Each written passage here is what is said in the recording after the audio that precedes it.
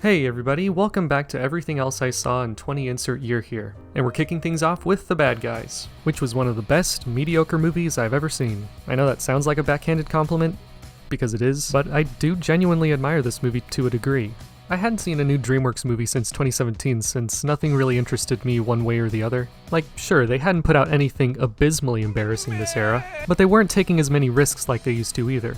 So when I saw the trailer to this movie, despite not being any funnier than anything else they've put out recently, the animation style caught my eye and I decided to give it a shot, which did not disappoint in that department. We've seen the sharp kinetic energy from DreamWorks before, but it was much more refined here, unlike the Madagascar movies that just came off as janky. The art direction was charming and utilized techniques from 2D animation to emphasize the action. The action itself was great, as well as the soundtrack by Daniel Pemberton, who worked on Spider-Verse. I also like how they took advantage of the various animal body types, making for some great visual comedy. But that's kind of where my appreciation for the movie stops. I've made it clear in the past that good presentation means a lot to me, and while this movie does have that in spades, the story almost completely counters my goodwill towards the end product. And not because it's bad, I like how it fully commits to the cartoony logic and I wouldn't complain that things don't make sense, but one of my biggest pet peeves in movies is when I feel like I've already seen the whole thing by the first minute. A lot of the dialogue shows some level of self-awareness about how stupidly simplistic certain situations are, but at no point do they ever subvert any of the tropes that they acknowledge. So even though I went into this purely for the comedy and wasn't really expecting anything deep anyway, I found most of the humor to be just as predictable and it didn't engage me any more than the story did. It had its moments and nothing was really painful to sit through. I just wasn't feeling much of anything for the majority of it. I don't regret watching it and it's an easy recommendation for kids, but there are better alternatives of the story that I feel have a bit more going on in them. So if this looks cool to you, then sure, check it out, because it's not bad. Next up, I saw Uncharted, or at least I think I did. I know I definitely sat down with my friends to watch it, but when I try to remember what I actually experienced, I just see the poster in my head. It's just another one of those movies that wouldn't have existed or had been seen if it wasn't based off of an already recognized property. Because aside from the title and the action scenes, this movie doesn't even attempt to capture the spirit of the original game or its characters. The casting is horrible and completely encapsulates how much the filmmakers cared about the source material, to the point where they even end one of their trailers by advertising the game, highlighting just how inaccurate everyone looks. Not only are the actors distracting, but the writing and performances are so uncharismatic and forgettable that it leaves nothing for casual audiences to latch onto either. I also found the usage of music to be pretty disappointing. Much like the characters themselves, it's completely stripped of its identity, only throwing in a couple motifs here and there to remind you that this is in fact based on Uncharted. The soundtracks in those first 3 games are legitimately great, and it's undeniably much more iconic than the background noise found here. As a fan of the Uncharted series, honestly, even if they had gotten the characters right, there's still no real justification to turn it into a movie. The purpose of the games wasn't just to be a modern interpretation of Indiana Jones. What made it special was that you got to play an active role in those action scenes. The stories are serviceable, but they're not really the main draw. So to strip it of its interactivity, it just kind of renders the whole thing pointless, because now it's just a really basic adventure flick. It's not like the action scenes were any more engaging or impressive looking than they did in PlayStation graphics. In all fairness, I didn't really hate this movie. It was perfectly watchable and I never got frustratingly bored. It just didn't make any sort of impact on me whatsoever. It's kind of like cotton candy.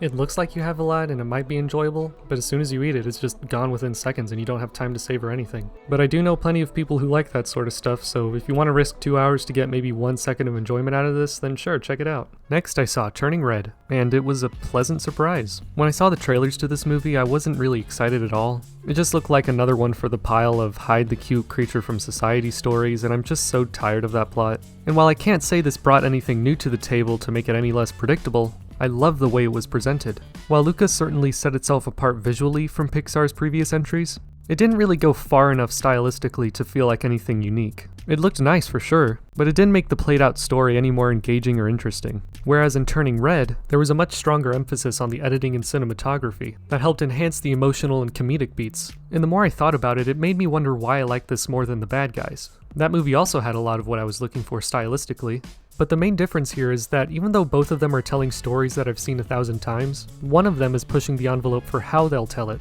It kinda reminds me of Multiverse of Madness. These movies felt refreshing because they were willing to incorporate slightly riskier elements. With Doctor Strange, it was the more effective use of violence, and in Turning Red, it was how they addressed the more unpleasant but common growing pains of female puberty. In fact, it's the first time in a while where I felt like the PG rating for a Pixar movie is actually kinda justified. Not that there's anything in this movie I think a kid couldn't handle, but I think young teens would get more out of this than little kids. Also, just to be clear, simply having more mature humor by virtue alone doesn't automatically make a movie better. We all know this. My point is that I'm glad Pixar tried something new and executed it pretty well. I was really into the humor found here and felt it brought a new kind of energy to Pixar. I totally understand if it doesn't connect with everyone, but if you can handle anime-like wackiness, then you're likely to enjoy this. Outside of the hyperactive tone, I found the writing to be very endearing. The best comedy for me came more from how the characters themselves behaved, over constantly spouting jokes that feel like they're trying hard to make me laugh. A lot of people have been giving this movie flack for being cringy, but that's kind of my favorite aspect of it.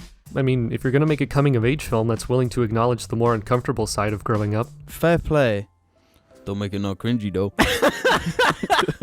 Since we're on the topic of the uncomfortable side, sure, the metaphor could have been more subtle, but I think it was a smart decision to make a clear separation between periods and the red panda itself, because I think it makes for a better jumping off point to explore the real things, instead of claiming that this magical concept acquired by this one specific family with its own set of rules that can essentially be turned off all the way if they want to, is an exact representation of what actual teens would be going through. By the end of the movie, I interpreted it more as getting comfortable with yourself again after what feels like an immense change for your body.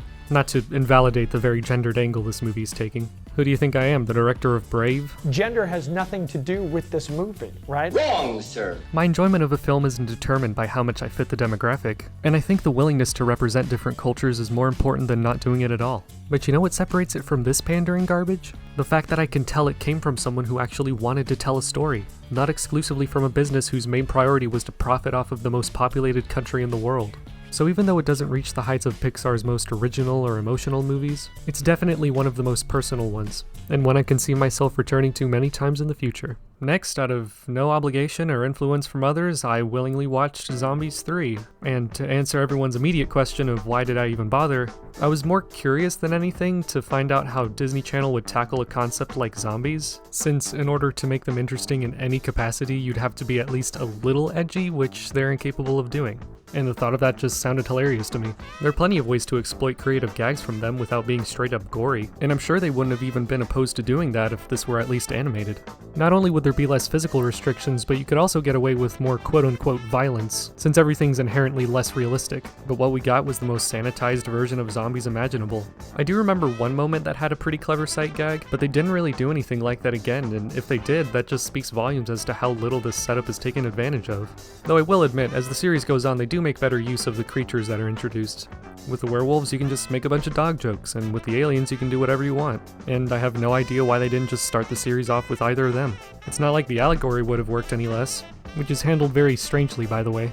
I'm not opposed to the idea of the message being about the acceptance of other people's cultures, but it's a little bit weird since they're monsters. Like, the excuse the zombies have for acting normal is that they have these wristbands that can suppress their zombie urges, so that's why they don't want to eat people's brains. Yeah. The best part of that, though, is the positive spin on having a chip implanted in your brain to control your actions. Yeah, no more violence. Usually that's the paranoid thing. Oh my God, they're going to put the chips in our brains. Not this film. Yeah. I mean, at least in Zootopia, they proved that it wasn't in the predator's genetic code to be inherently murderous, and that the real enemy of a peaceful society is marginalization and prejudices. So it doesn't make sense to me to conflate real-life minorities to monsters that need a literal piece of technology in order to be kept in check. I guess they kind of tried to rectify this when they introduced the werewolves. Their necklaces basically do the opposite of what the bracelets do, and they actually require them to survive, so their whole thing is about embracing their true selves. But that also gets muddled when they show themselves to the school for the first time. They break into the school and are like, give us back our moonstone or we'll actually kill you. And then one of them's like, wait, maybe we should just join the school so we can gain their trust. So the leader just goes, hey, can we join your school? And the main cheerleader girl is like, yeah, of course you can join the school. Never judge a terrorist by their death threats, I always say. You still could have had that plot beat in a way that actually made sense. Just have the werewolves debate over how they should approach the school beforehand. Or maybe have two clans with different ideologies, where one side uses violent methods and the other side's more negotiative. Not all dogs. The aliens are probably the closest ones to effectively communicating the message. As soon as they arrive, despite the initial panic that ensues, they make it clear that they're not here to invade or harm anyone. So at least it makes sense why some people would befriend them while others are still skeptical. But who cares about any of the social commentary in these movies besides me?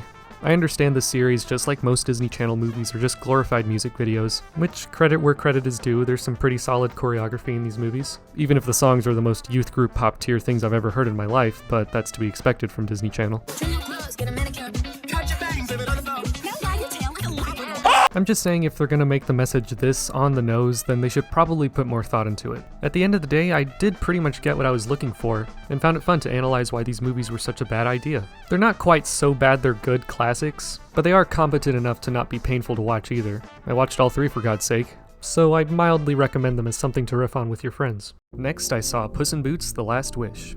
The build up to this movie was very similar to The Bad Guys, meaning while the humor of the trailers didn't really gel with me, the animation looked awesome, so that combined with the fact that I'm already a big fan of the Shrek franchise, and that this was getting oddly high reviews made me want to give it a chance.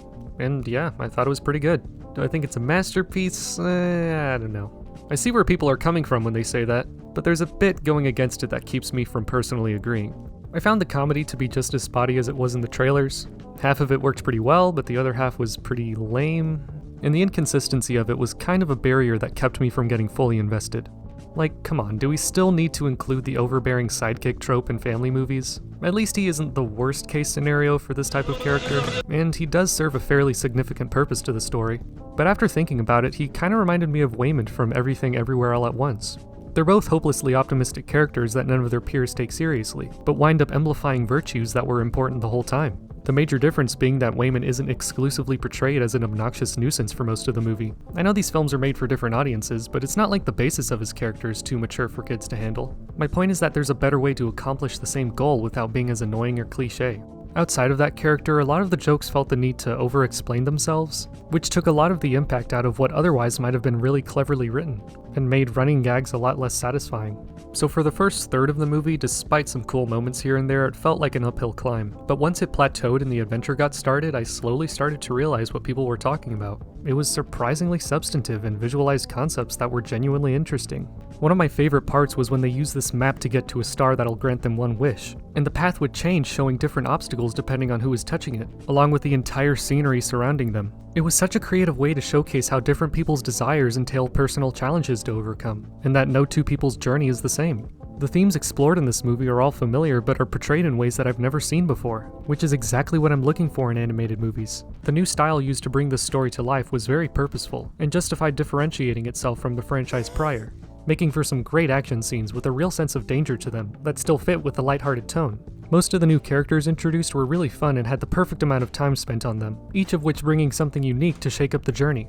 So even though this didn't perfectly balance everything to add up to a masterpiece, its creativity and artistry is undeniable, and I do hope it garners success, so check it out. And finally I saw Avatar: The Way of Water. Another decade-late sequel, though unlike Puss in Boots, this was somehow less boundary-pushing. Shut the up, you motorcycle. I watched Avatar for the first time this year, and I actually really enjoyed it. I respect it in the same way I do Tenet, meaning that I understand that the director's intent was to fully explore this concept that they were passionate about.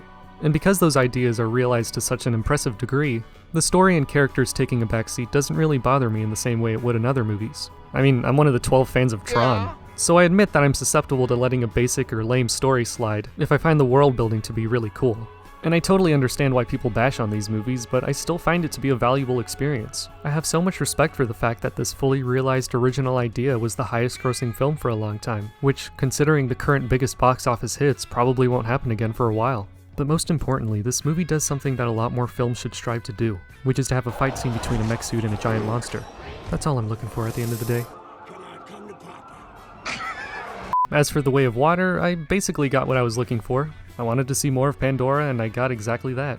The story isn't anything special. Anything you think will happen will definitely happen. The main character has a family now, so there's a lot of bad child acting, especially from the human boys since they couldn't tweak his facial expressions with CGI. Funny enough, Sigourney Weaver plays a teenage character in this movie, but her good performance is almost cancelled out because of how distracting her old woman voice is. Regardless, just like the actual avatars in the movie, they're mainly an excuse to experience this world through their eyes. And I really enjoyed the sequences of them adapting to their new environment, along with interacting with the new creatures and battling humans in fun set pieces, so I didn't feel the 3-hour runtime at all. I found the first one to have more of a satisfying progression. This one kinda lets the characters vibe for a lot of the runtime until the conflict eventually comes to them, and I can definitely see my goodwill for this franchise wearing thin if they don't do something to shake things up in the next movie. But for what it was, I don't regret seeing it at all. And that does it for 2022. I hope everyone has a happy new year, and I'll see you guys later.